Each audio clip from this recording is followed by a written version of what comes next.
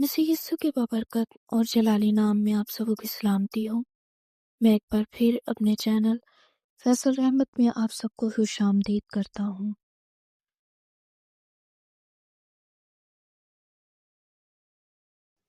چوبیسواں روز گرجا گھر اور پاسبان سے متعلق فرائض۔ مقدسوں کی خدمت کرنے کے لیے یروشلم کو جاتا ہوں۔ رومیو کا خط، اس کا 15واں باب اور اس کی 25ویں آیت۔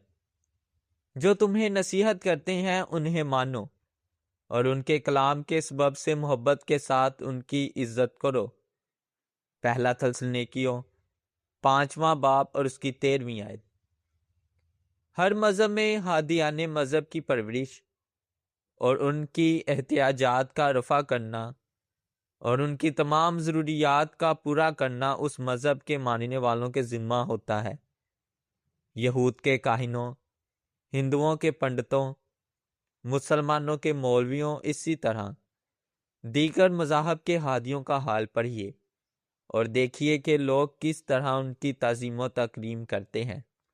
ہر خاص موقع پر ان کو بلاتے اور ہر بات میں ان کو شامل کرتے ہیں، حتیٰ کہ وہ لوگ تو اکثر اوقات کافی مالدار ہو جاتے ہیں، کیونکہ انہیں لوگوں کو لوٹنے کے 20 ڈکوسلے یاد ہیں۔ اب ذرا ہمارے پادری صاحبان کی جانب متوجہ ہوں۔ دیکھیے کہ وہ حقیقی معنی میں خادمان دین ہوتے ہیں، اور کلیسیا کے شرکاء یہی خیال کرتے ہیں کہ وہ گویا ان کے بے دام غلام ہیں۔ ان کی زندگیاں خود انکاری زندگیاں ہوتی ہیں، بڑی کم تنخواہیں ملتی ہیں، بلکہ ان سے توقع بھی یہی کی جاتی ہے کہ وہ بیچارے کسی دنوی نعمت کا خیال تک نہ کریں، نہ ہی کسی اچھی چیز کے لیے ان کے دل میں کبھی خواہش تک پیدا ہو۔ ہر بات میں ان کی نکتہ چینی کے لیے لوگ تیار رہتے ہیں۔ کیوں صاحب؟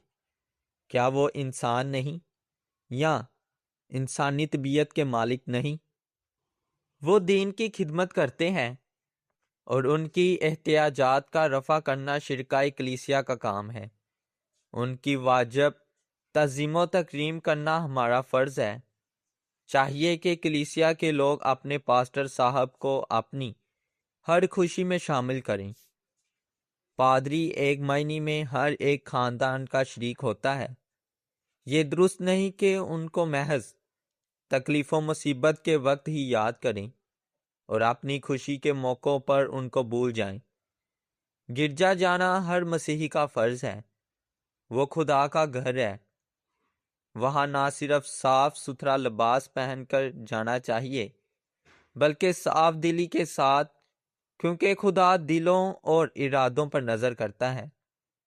پادری صاحبان کی مدد کرنا ہمارا فرض ہے، لیکن نہ اس طرح کہ گویا ان پر احسان کیا جاتا ہے۔